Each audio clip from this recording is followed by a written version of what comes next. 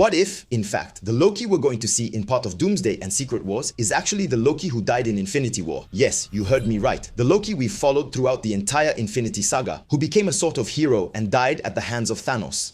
Alright, so the Loki series, it's true that it's probably one of the best Marvel series to date, but we still have to remember that the Loki we follow in it has a totally different path from the one we got attached to. First of all, he comes straight from 2012, so he's a villain. And even though we all want to see him reunite with Thor, his arc is still very different from his brothers. For him, what matters are his friends from the TVA, not necessarily his Asgardian family. A reunion wouldn't make much sense. Thor might say, "My brother," while Loki would just respond, "Yeah, cousin, what's up?" Letting Thor see his brother again, who sacrificed himself for him, just doesn't feel the same. But then, why would it be him? Well, his redemption arc means that his death as an Asgardian would have definitely led him to Valhalla. To reach Norse paradise, you must die in real combat. Remember, at the end of Love and Thunder, we saw Valhalla. Even Jane Foster, an ordinary human, went there. So, why couldn't Loki, even though he was born a frost giant and adopted by Odin, go there too? And follow me, this is where it gets interesting. Because in the teasers we've seen for Doomsday, we see Thor praying to his father Odin. So, possibly he's asking for the Odin Force. But there's another option. That is to ask him for all the warriors of Valhalla to fight Doom and his army. And that's really what I'm betting on, because in the Secret Wars comics, we know there's the Thor Force. It's basically Doctor Doom's armed guard, filled with different Thors, or at least different people who have Thor's powers, since we also see characters like Storm.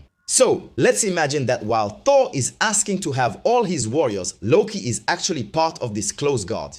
And that would fit, since we have an insider who told us that Loki won't be that important in Doomsday, but will play a much bigger role in Secret Wars. So, Loki's story as the god of stories actually plays out exclusively in his own series and will probably end in Doomsday with his death. Yes, again, to bring back the old Loki. Not bad, right?